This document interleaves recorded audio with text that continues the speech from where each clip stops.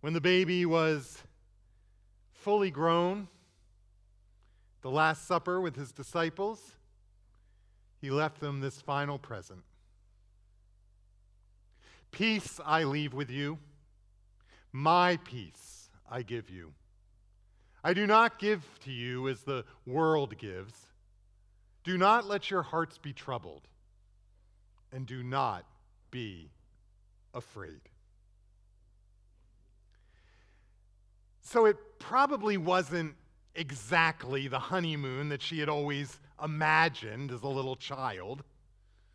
Yvette and I were squeezed together like sardines in this itsy-bitsy, flimsy, musty, dusty pup tent on one of the open plains in the middle of the Serengeti National Park in Tanzania. Now, in my defense, our safari guides had promised us that they would take turns staying awake through the night, making sure the fire stayed stoked, keeping the wild animals away, watching vigilantly over us with their loaded rifles.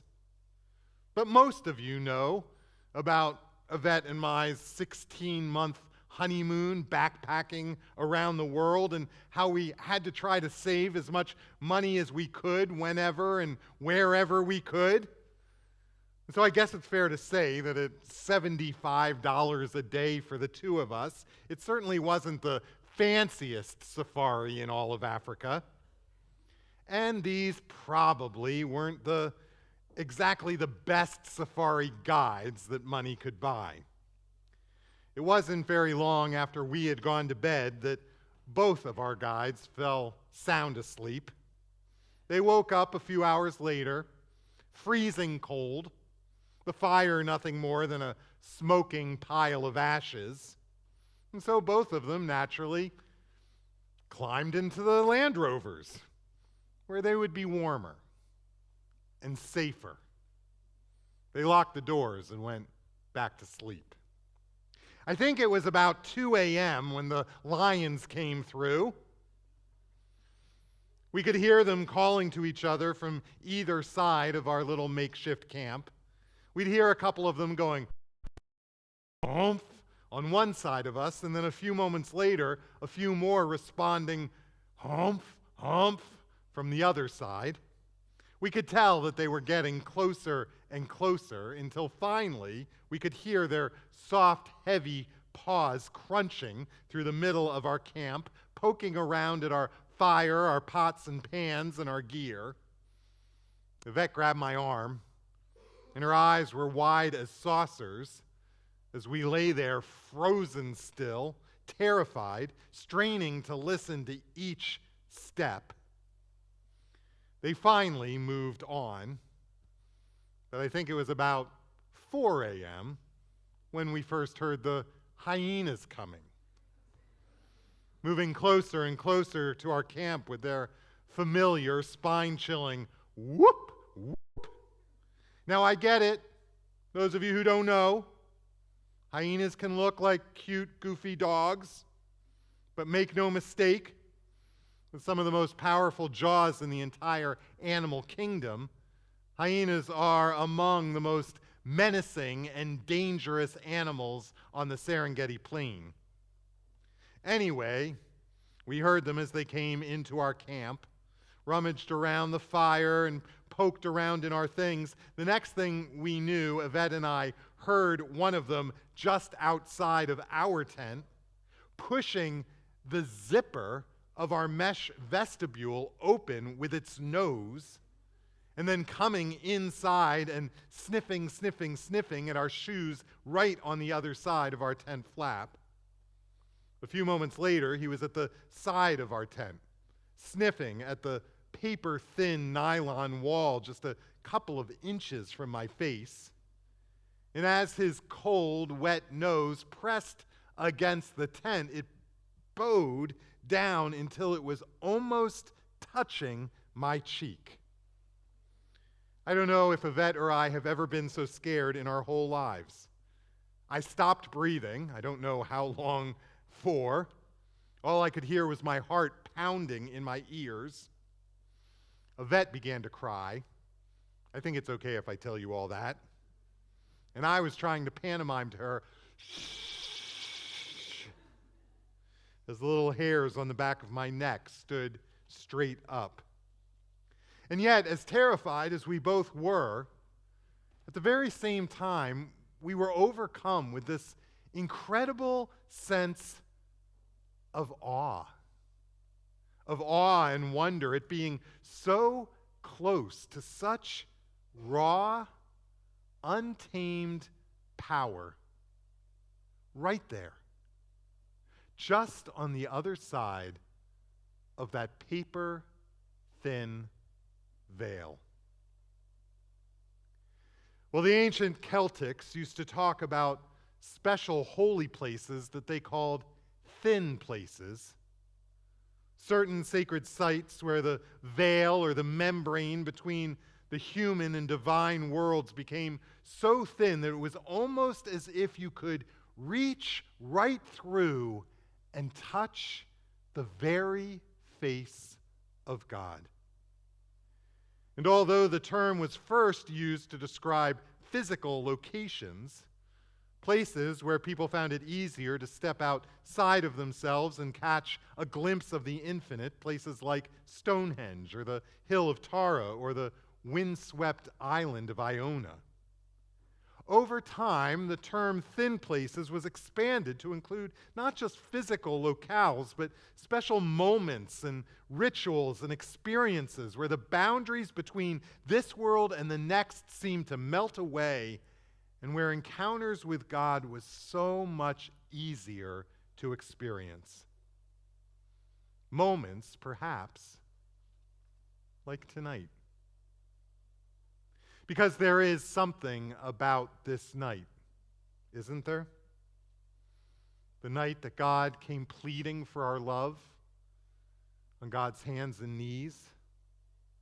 There is something about this ancient story that captures our hearts, captures our imaginations, that captures us, creating this thin place of awe and wonder that just may draw us into God's presence. All it takes is for us to slow down, even for 1 second, from the mad rush of all of the parties and presents and preparations, and we can't help but be overwhelmed by the power of what this story actually means, what it introduced into this world, what it could offer us, offer this scared, weary, posturing, broken world we are living in right now. There is a deep truth, a deeper reality being revealed tonight.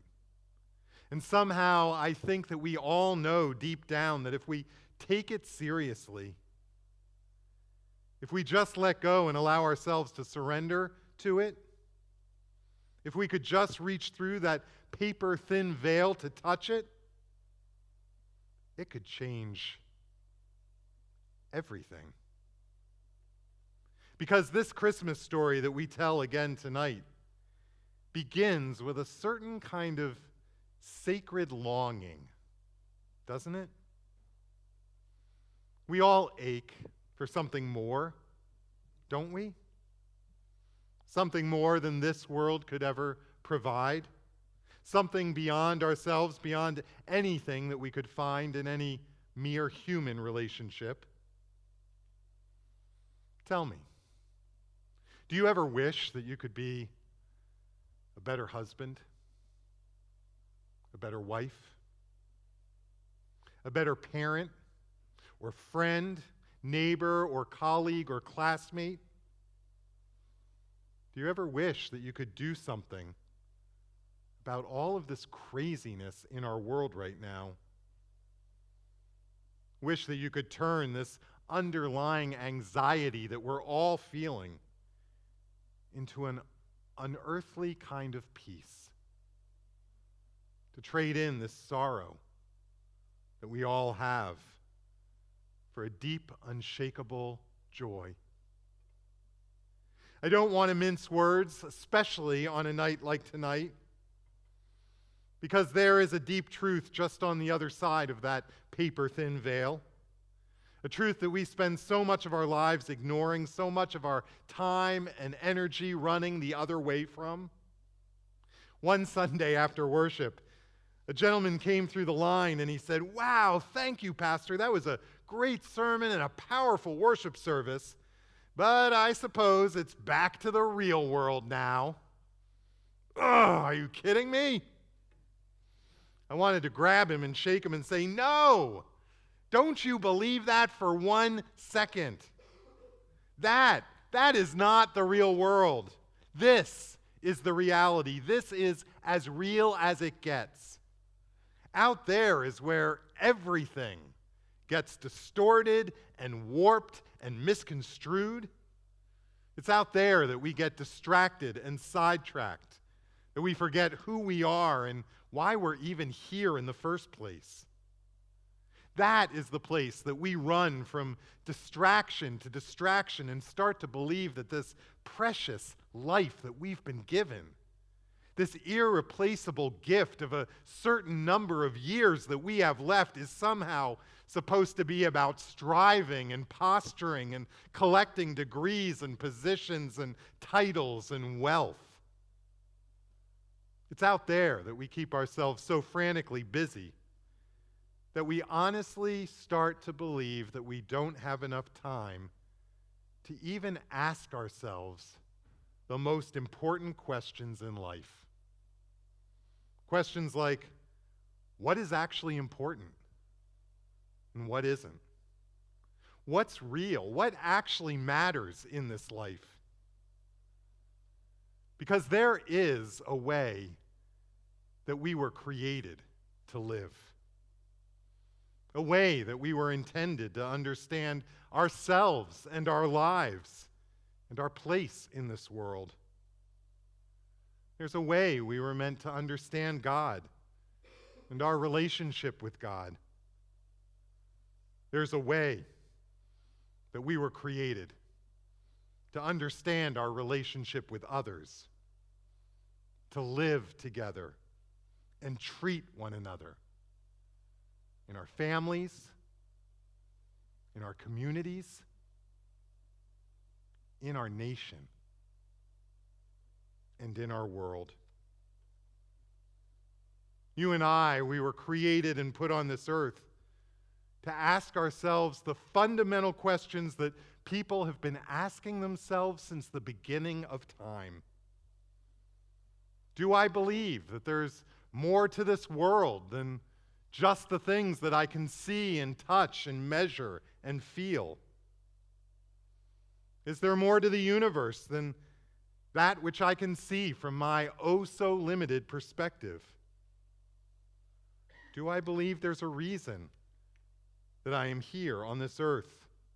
Do I believe in God? And if so, what is that God like?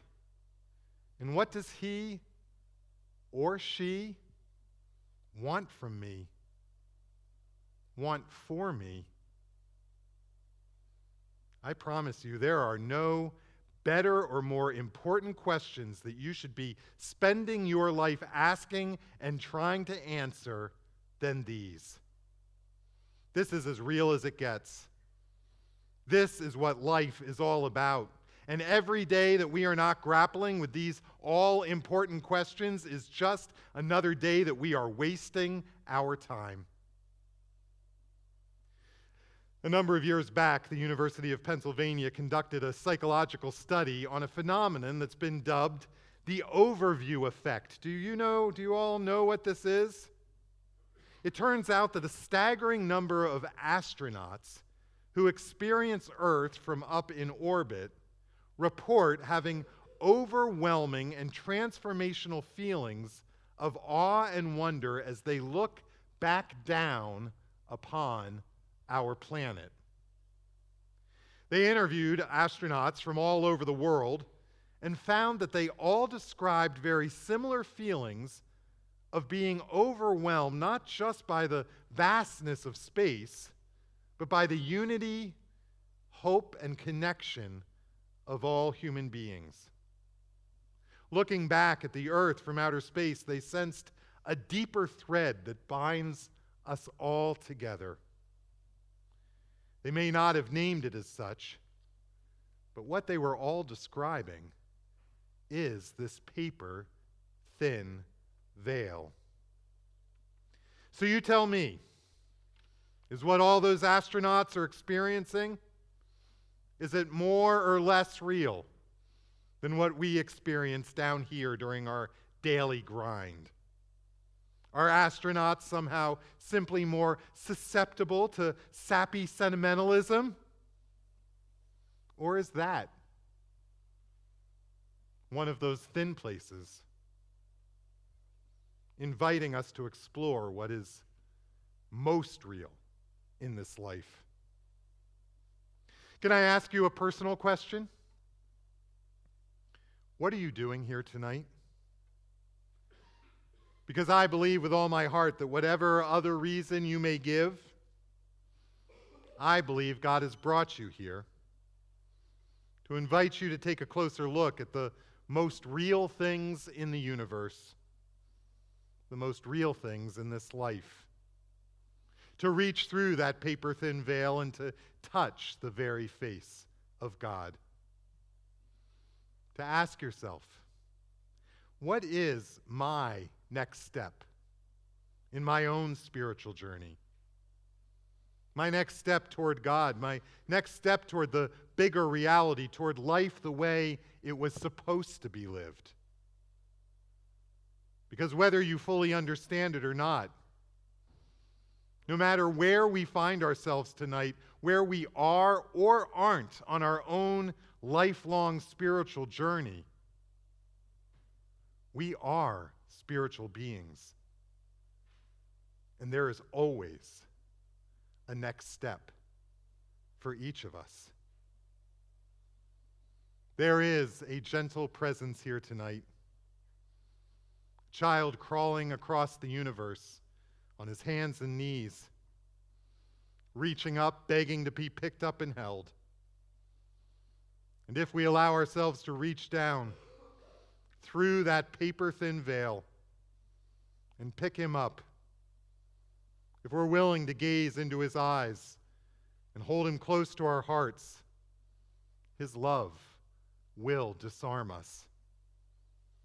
It will melt our hearts and release in us a power that is capable of breaking through even the most hardened shell, of binding up the most deeply broken heart, of bringing healing to this contentious and divided world, and bringing hope to even the most heavily burdened soul. I can guarantee you without reservation that if you give yourself to this child and to the way of life this child brought into our world, not only will it be the greatest Christmas gift you will ever receive in your life, it will also become the greatest Christmas gift that any of the people in your life will ever receive from you. And it will become the very best way for you to make an actual difference in all that's going on around us right now. Pick up this child and your heart will never stop loving. Accept this child and your life will never be the same. I want to thank you for being here. It is my prayer that tonight and the days ahead that you will allow yourself to reach through that paper-thin veil and touch the very face of God. Amen.